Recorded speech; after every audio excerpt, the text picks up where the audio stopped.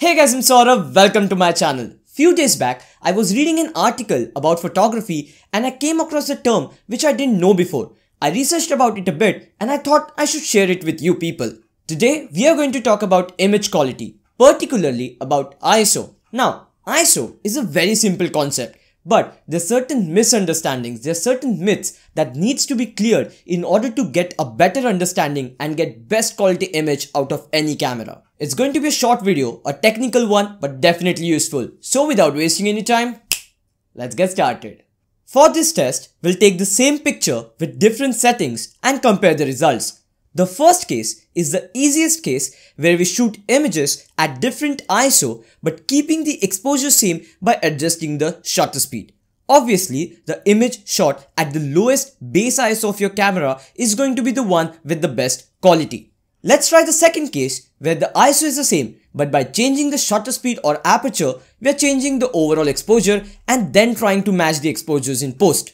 When you overexpose the darker images caused by smaller aperture or faster shutter speeds, you're going to see more noise in the images. That is why you should avoid using unnecessary faster shutter speeds and slower aperture. Now remember, the important word is unnecessary. If it is necessary, if the situation demands a faster shutter speed or a smaller aperture, then go ahead and use it.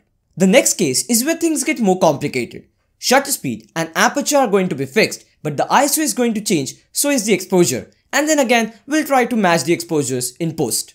Talking about the new term that I mentioned at the beginning of the video is ISO invariance. ISO invariance means, irrespective of whatever ISO you're shooting at, if you match the exposures in post, technically you should get the same quality. Meaning, here is an image at ISO 100 and ISO 3200.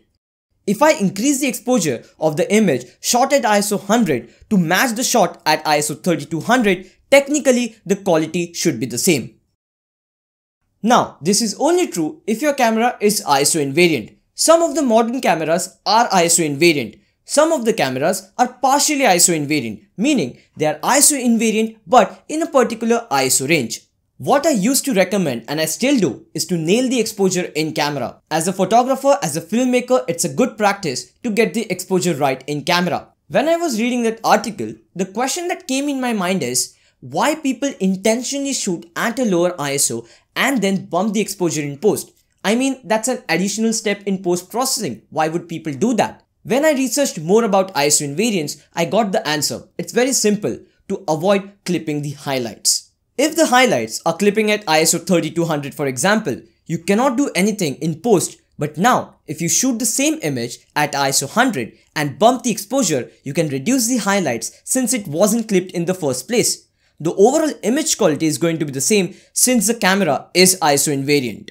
This is a very simple explanation to why people do it, but it actually blew my mind. I mean, if you have to shoot at a higher ISO, but you're afraid of clipping the highlights, shoot at a lower ISO. If your camera is ISO invariant, you have nothing to worry about. One additional tip that I would like to add to this is shoot at the highest ISO possible that doesn't clip the highlights. Meaning, if at ISO 400, the highlights are not getting clipped for sure, you don't have to shoot at ISO 100. Because if you shoot at ISO 400, you're still increasing the exposure but to a lesser extent compared to ISO 100. If your camera is partially ISO invariant, this will give a better quality image. Now the question is, what to do if your camera is not ISO invariant? The simple answer to that is, nail the exposure in camera.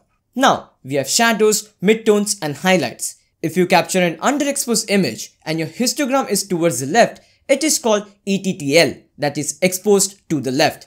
Later, you increase the shadows in post, you will get noise. Very important thing that you have to understand about noise is more visible in the darker areas than the brighter areas. So, if you capture a brighter exposure, the image might look a bit flat in certain situations, but you can always pull down the midtones and shadows and get the contrast back.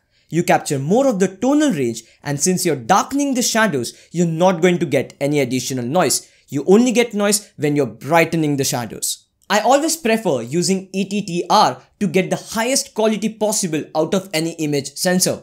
That doesn't mean I don't use ETTL. I mean, this actually is a bit weird to pronounce, but I hope you're getting what I'm trying to say. Okay, continuing with the video, that doesn't mean I don't use ETTL. I use ETTL when I'm very sure that I don't have to bump up the shadows a lot in post.